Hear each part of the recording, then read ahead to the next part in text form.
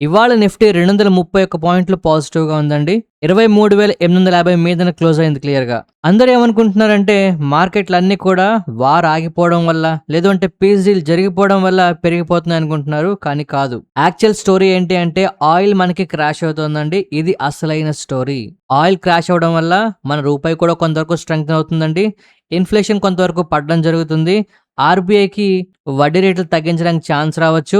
Consumption మనకి improve అవుతుందండి. Further గా కార్పొరేట్స్ వాళ్ళ తలక మార్జిన్స్ ని ఎక్స్పాండ్ చేసుకోగలుగుతారు. ఫర్దర్ గా ఎఫ్ఐఎస్ ఇండియాని రీకన్సిడర్ చేస్తారు. ఇది మార్కెట్ లో మనకి ఫర్దర్ గా ఉండబోయే పరిస్థితి. సో ఇప్పుడు మనం మాట్లాడుకుంటున్న ఈ చైన్ రియాక్షనే అసలైన స్టోరీ అండి. ఎందుకంటే చాలా మంది పీస్ డీల్ జరిగిపోయింది అనుకుంటున్నారు, కానీ యురేనియం కి సంబంధించి ఇంకా ఇష్యూ రిజాల్వ్ అవ్వలేదు. ఇజ్రాయెల్ మధ్యలో అన్హ్యాపీగా కనిపిస్తోంది. బీరెట్ లో మనకి టెన్షన్స్ ఇంకా పెరుగుతున్నాయి, అటాక్స్ జరుగుతున్నాయి. 60 డేస్ ఇంకా నెగోషియేషన్స్ పెండింగ్ అయితే ఉన్నాయండి. స్ట్రైట్ ఆఫ్ హార్ముజ్ ఇంకా 30 డేస్ తర్వాత ఓపెన్ అవుతుందండి. సో ఇప్పుడు మనం మాట్లాడుకుంటున్న ఈ పాయింట్స్ కొన్ని ఆల్రెడీ మార్కెట్ ప్రైసింగ్ చేసేసింది కూడా. అండ్ ఇక మార్కెట్లకి కంప్లీట్ గా ప్రూఫ్ ఉంటే తప్పితే, అంటే ఖచ్చితంగా జరుగుతాయే నమ్మకం వస్తే తప్పితే మార్కెట్లు బాగా పెరిగేలా కూడా కనిపించట్లేదు. అందుకే ఇవాళ మనకి మార్కెట్ ఇంత మంచి న్యూస్ ఉన్న కొంతవరకు ప్రాఫిట్ బుకింగ్స్ కూడా జరుగుతున్నాయి. ఇక్కడ ఒక విషయం అయితే చెప్పుకోవాలండి, వార్ అయితే ఎండ్ అవుతుంది నిజమే, కానీ రియల్ స్టోరీ అనేది ఇంకా పూర్తిగా బయటికి రావట్లేదు. చాలా మంది ఏమనుకుంటున్నారు, పీస్ డీల్ అనుకుంటున్నారండి. కాదు, ఇరాన్ దగ్గర ఉన్న 440 కేజీల యురేనియం ఇష్యూ అసలైన ప్రాబ్లం అండి. ఇజ్రాయెల్ తాలూకా ఆబ్జెక్షన్స్ ఎవరు పట్టించుకోవట్లేదు. అండ్ స్ట్రైట్ ఆఫ్ హార్ముజ్ కి సంబంధించి 60 డేస్ వరకు నెగోషియేషన్ పీరియడ్ అయితే ఉందండి. ఇదంతా సస్టైన్ అవ్వాలి. ఈ మధ్యలో ఇండియా మనకి one of the biggest economies. ఈ వార్ వల్ల ఫర్దర్ గా వస్తున్న రికవరీ వల్ల బెనిఫిట్ పొందుతున్న ఎమర్జింగ్ మార్కెట్ గా మారాలండి. కారణం ఏంటంటే ఆయిల్ తగ్గడం, ఇన్ఫ్లేషన్ తగ్గడం, రూపీ స్ట్రాంగ్ అవ్వడం, ఈ కండిషన్స్ అన్ని కూడా మన ఇండియాకి సపోర్ట్ అవ్వాలి. అండ్ ఇప్పుడు జరుగుతున్న డీల్లో 14 పాయింట్స్ అయితే మెన్షన్ చేశారండి, అవునా? అందులో మోస్ట్ షాకింగ్ ఫ్యాక్ట్స్ ఏంటి అంటే $24 బిలియన్ అసెట్స్ ని అమెరికా వాళ్ళు రిలీజ్ చేస్తున్నారట. ఇరాన్ పర్మనెంట్ గా సీజ్ ఫైర్ అనేది అక్రాస్ ఆల్ ఫ్రంట్స్ ప్రపోజ్ చేశారట. Straight of Hormuz with in 30 days లో ఓపెన్ అవ్వాలంటున్నారు. శాంక్షన్స్ అనేవి కూడా కంప్లీట్ గా రిలీఫ్ ఇస్తూ న్యూక్లియర్ టాక్స్ నెక్స్ట్ 60 రోజుల్లో జరగాలి అంటున్నారండి.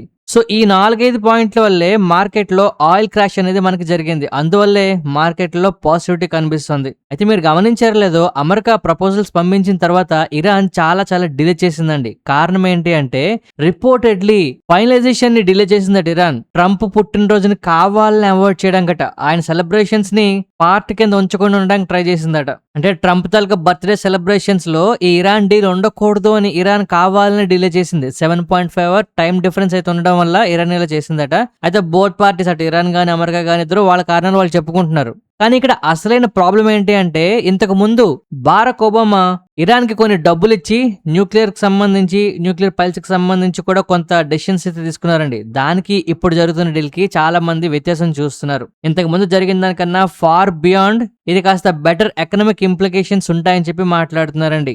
వైడర్ ఎకనామిక్ ఇంపాక్ట్ అయితే 2015 డీల్ కన్నా ఎక్కువ ఉంటుందని, regional security, sanctions, straight of Hormuz ఇవన్నీ కూడా ఎక్కువ ఇంపాక్ట్ అయితే చూపించబోతున్నాయట. అయితే ఓన్లీ ప్రాబ్లం ఏంటంటే ఈ 440 కేజీల యురేనియం ప్రాబ్లం ఇంకా సాల్వ్ అవ్వలేదండి. 60% వరకు ఎన్రిచ్డ్ యురేనియం ఉందట ఇది. అండ్ ఇది వెపన్ గ్రేడ్ కి చాలా క్లోజ్ గా ఉంది. ఇంకా ఫైనల్ గా అగ్రిమెంట్ ఇంకా జరగలేదు. డిస్పోజల్ చేస్తారా చేయరా, ఎవరికి ఇస్తారా ఎవరా, ఇవన్నీ ఇంకా నెగోషియేషన్స్ జరగాలండి ఇంకా. బట్ డీల్ కి అయితే ఒప్పుకున్నారు, అది పాజిటివ్ విషయం. అయితే అందరం కూడా ఆయిల్ క్రాష్ అయిపోతుంది సంతోషపడుతున్నాం, కానీ స్ట్రైట్ ఆఫ్ హార్ముజ్ పరిస్థితి ఏంటి అంటే రీఓపెనింగ్ అనేది ఇంకా జరగడానికి టైం పడుతుందండి. ఎందుకంటే స్ట్రైట్ ఆఫ్ హార్ముజ్ లో మైన్స్ ఉన్నాయి, వాటిని క్లియర్ చేయాలి.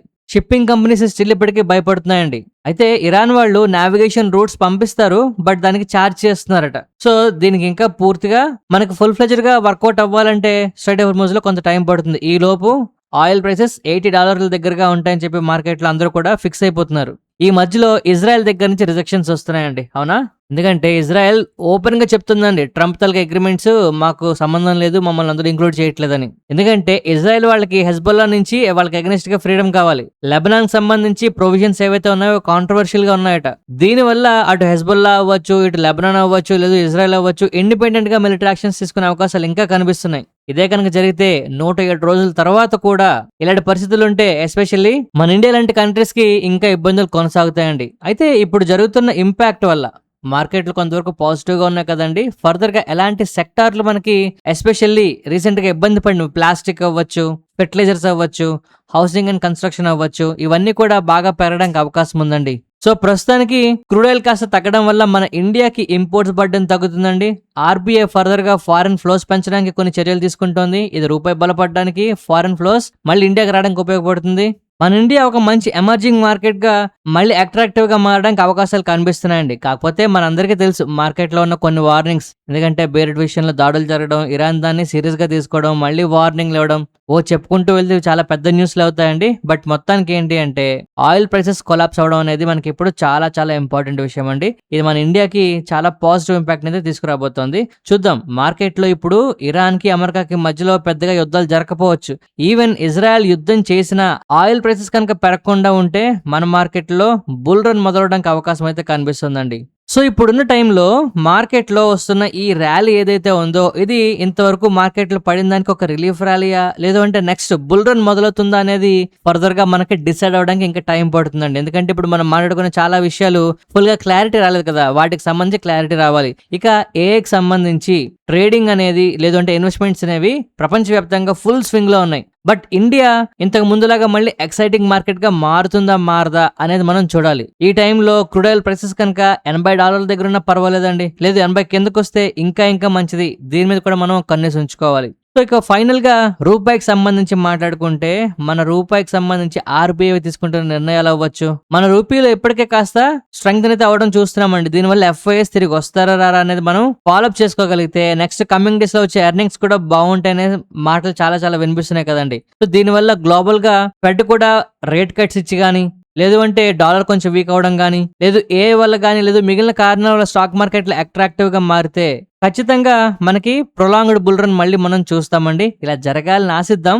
వీటన్నిటిని మనం ఫాలోఅప్ చేయాలి. ఇలా జరుగుతుంది అని ఒక ఆలోచనతో ఉండాలండి. అంతేగాని ప్రస్తుతానికైతే మార్కెట్ లో గడిచిన 2 రోజుల క్రితం వరకు ఉన్న భయాలైతే చాలా మటుకు తగ్గాయని చెప్పుకోవచ్చు. సో ఇంతవరకు మీరు విన్న విషయాలు బట్టి మీకు ఏమనిపిస్తుంది?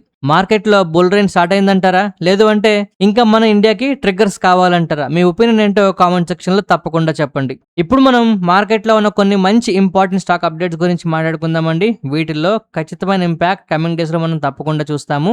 మిస్ అవ్వకుండా చూడండి. ఇవాళ ఫస్ట్ మనం మాట్లాడుకుంటున్న స్టాక్ షనైడర్ ఎలక్ట్రిక్ ఇన్ఫ్రాస్ట్రక్చర్ అండి. నెక్స్ట్ జనరేషన్ ఆర్టిఫిషియల్ ఇంటెలిజెన్స్ సంబంధించి డేటా సెంటర్లు వాటి ఇన్ఫ్రాస్ట్రక్చర్ కోసం వీళ్ళైతే తైవాన్ కి సంబంధించిన ఫాక్స్కాన్ తో ఒక పార్ట్నర్షిప్ అయితే చేసుకుంటున్నారండి. ఇది ఈ కంపెనీకి గడిచిన 5 సంవత్సరాల్లో వచ్చిన గ్రోత్ కి సిమిలర్ గ్రోత్ ఇచ్చే అవకాశం వస్తున్న అతి పెద్ద న్యూస్ అండి. అందువల్ల ఇవాళ ఈ స్టాక్ 10% అప్పర్ సర్క్యూట్ కొట్టింది. ఇప్పుడు మార్కెట్ లో one of the hottest themes లో కరెక్ట్ గా జాక్ పాట్ కొట్టినట్టయితే అయింది ఈ స్టాక్ కి. సో ఖచ్చితంగా ఈ స్టాక్ లో ఫాల్ వచ్చినా లేదు ఫర్దర్ గా ఎర్నింగ్స్ ఇంప్రూవ్ అయినా చాలా మంది ఇంట్లో పెట్టుబడులు పెట్టడానికి ట్రై చేస్తారండి. తప్పకుండా ఫాలోఅప్ చేద్దాం. నెక్స్ట్ మనం వారి ఎనర్జీస్ గురించి మాట్లాడుకోవాలండి. వీళ్ళకి 800 మెగావాట్ల సోలార్ మాడ్యూల్స్ ని సప్లై చేయడానికి లీడింగ్ ఎనర్జీ సొల్యూషన్స్ ప్రొవైడర్ దగ్గర నుంచి అయితే ఆర్డర్ వచ్చింది. ఇవాళ మార్కెట్ లో క్లోజింగ్ ప్రైస్ ప్రకారం చూస్తే ఇది పెద్దగా రియాక్ట్ అవ్వలేదు. బట్ ఇది నిజంగానే కొంత పాజిటివ్ విషయం అండి కంపెనీకి. నెక్స్ట్ మనం ఓస్వాల్ పంప్స్ గురించి మాట్లాడుకోవాలండి. మీరు గమనిస్తే ఈ కంపెనీకి నిజంగానే కాస్త టైం వచ్చిందా అనిపిస్తుందండి. దాంతో పాటుగా ఇప్పుడు వీళ్ళకి 63 మెగావాట్ల grid connected roof top solar project Bihar అయితే వచ్చిందండి. ఇది అప్రాక్స్ గా 500 కోట్ల వర్త్. పిఎం సూర్యగర్ మఫ్తు యోజన కింద వీళ్ళకి ఆర్డర్ అయితే రావడం కంపెనీకి చాలా పాజిటివ్ విషయం అండి. మీరు డైలీ చార్ట్ ఓపెన్ చేసి కంపెనీ యొక్క ప్రైస్ యాక్షన్ గమనిస్తే మంచి బేస్ అనేది ఫామ్ అవుతుందండి. ఈ బేస్ బ్రేక్అవుట్లు మనకి చాలా పెద్ద అవకాశాలు ఇస్తాయి. ఖచ్చితంగా గుర్తుపెట్టుకోండి. నెక్స్ట్ మనం స్కై గోల్డ్ అండ్ డైమండ్స్ అలాగే కళ్యాణ్ జ్యువెలరీస్ ఇలాంటి కొన్ని గోల్డ్ రిలేటెడ్ స్టాక్స్ గురించి మాట్లాడుకోవాలండి. జ్యువెలరీ స్టాక్స్ అన్ని కూడా మనకు పాజిటివ్ గా ఉన్నాయి. కారణం ఏంటంటే గోల్డ్ ప్రైసెస్ మనకి ఇవాళ ఒక్కసారిగా పెరిగాయండి. యుఎస్ ప్రెసిడెంట్ యుఎస్ ఇరాన్ కి మధ్యలో ట్రేడ్ డీల్ రీచ్ అయిందని అనౌన్స్ చేయడం, ఆ తర్వాత వార్ కాస్త ఎండ్ అవుతున్న న్యూస్ రావడం ఏంటంటే ఈ జ్యువెలరీ స్టాక్స్ కాస్త పాజిటివ్ గా రియాక్ట్ అవుతున్నాయి. అలాగే ఇదే ట్రంప్ న్యూస్, ఇదే వార్ న్యూస్, ఇవన్నీ చాలా సెక్టార్ లో ప్యారల్ గా ఇంపాక్ట్ అయితే చూపిస్తున్నాయండి. టాటా మోటార్స్ అవ్వచ్చు, అశోక్ లేలాండ్ అవ్వచ్చు, ఎస్ఎంఎల్ మహీంద్రా అవ్వచ్చు, ఇలాంటి అన్ని కమర్షియల్ వెహికల్ స్టాక్స్ కూడా ఇవాళ మనకి బాగా పెరుగుతున్నాయి. కారణం ఏంటంటే ఆయిల్ ప్రైసెస్ మనకి బాగా తగ్గుతున్నాయండి. నెక్స్ట్ మనం యాత్ర ఆన్లైన్ గురించి మాట్లాడుకోవాలండి. ఇది మోస్ట్ ఇంపార్టెంట్ అప్డేట్ ఇవాళ రోజు మొత్తంకి. మోతీలాల్ ఓస్వాల్ వాళ్ళు దీని మీద కవరేజ్ ఇనిషియేట్ చేస్తున్నారు అండ్ అక్యుములేట్ రేటింగ్ అయితే ఇస్తున్నారండి. టార్గెట్ అయితే ₹125 చెప్తున్నారు. అంటే ఇక్కడ నుంచి దగ్గరగా 25% వరకు పెరిగే ఛాన్స్ ఉంది అంటున్నారు. బట్ వీళ్ళు చెప్తున్న అతి పెద్ద విషయం ఏంటి అంటే 41% EPS CAGR FY27 to FY28 ఉంటుంది అని చెప్తున్నారండి. అంటే కంపెనీకి ఎప్పుడైతే EPS 41% పెరుగుతుందో అది కూడా 2 సంవత్సరాల పాటు కంటిన్యూస్‌గా ఇంత పెద్ద సీఏజీఆర్‌తో ఉంటుందంటున్నారో, ఖచ్చితంగా దాంట్లో మనం మేజర్ గ్రోత్ అయితే చూడబోతామండి. అందులో డౌట్ లేదు. ఒకవేళ ఫ్యూచర్‌లో కంపెనీ ప్రైస్ యాక్షన్ అయితే దీనికి సహకరించిందనుకోండి, ఖచ్చితంగా బ్రేక్‌ఔట్స్ వచ్చినా, లేదు కంపెనీకి సంబంధించి మేజర్ అప్డేట్స్ వచ్చినా, మనం ఫాలో అప్ చేయడానికి అవకాశం ఉంటుందండి. ఈ 41% టీపీఎస్ అనేది చాలా అట్రాక్టివ్‌గా కనిపిస్తుంది. ఇది ఎప్పుడండి? కంపెనీ తాలూకా ప్రైస్ యాక్షన్ మీరు ఓపెన్ చేసి డైలీ చార్ట్‌లో చూస్తే, మీకు యాక్షనబుల్ ఇన్‌సైట్స్ కనబడాలంటే బ్రేక్‌ఔట్లు గాని, లేదంటే రెసిస్టెన్స్‌లు బ్రేక్‌ఔట్ చేయడం గాని, సపోర్ట్ లెవెల్ దగ్గర బేస్ ఫార్మ్ చేయడం గాని మనకు జరగాలి అప్పుడు. ఓకేనా? నెక్స్ట్ మనం యాథర్ ఎనర్జీ గురించి మాట్లాడుకోవాలండి. ఇవాళ ఈ స్టాక్ కాస్త నెగెటివ్‌గా ఉంది. మరొక 2,500 కోట్ల ఫండ్ రైజింగ్ అయితే వీళ్ళు చేయబోతున్నారండి. ఇది కూడా క్యూఐపీ ద్వారా అండ్ అదర్ మోడల్ ద్వారా చేయబోతున్నారు. అయితే మొన్నటి వరకు ఓలాతో కంపేర్ చేస్తే మంచి గ్రోత్ వచ్చిందని, బాగా పెరుగుతుంది అనుకుంటున్నాం కదా! బట్ వీళ్ళు ఫండ్ రైజింగ్ కూడా చాలా స్పీడ్‌గా చేస్తున్నారండి. ఐపీఓ అన్నప్పుడు పెద్ద కంపెనీ బాగా ఉంది అనుకున్నాం. బట్ ఇప్పుడు ఇది ఇంకా ఫండ్ రైజింగ్‌లు చేస్తుంది. కొంచెం జాగ్రత్తగా ఉండాలి. గ్రోత్ అయితే కనిపిస్తుంది. బట్ ఈ ఫండ్ రైజింగ్ అనేది రెగ్యులర్‌గా జరగకూడదు. Let's hope for the best. మంచి జరగాలని ఆశిద్దామండి. భయపడాల్సిన అవసరం అయితే లేదు ప్రస్తుతానికి. ఇక నిఫ్టీ 50 గురించి మాట్లాడుకుంటే ఇవాల్టి ప్రైస్ యాక్షన్ చూడండి. మార్కెట్‌లో అయితే గ్యాప్ అప్ అయ్యాయి. చాలా సంతోషం. బట్ క్లోజింగ్ అనేది కంప్లీట్‌గా నెగెటివ్‌గా అయిపోయిందండి.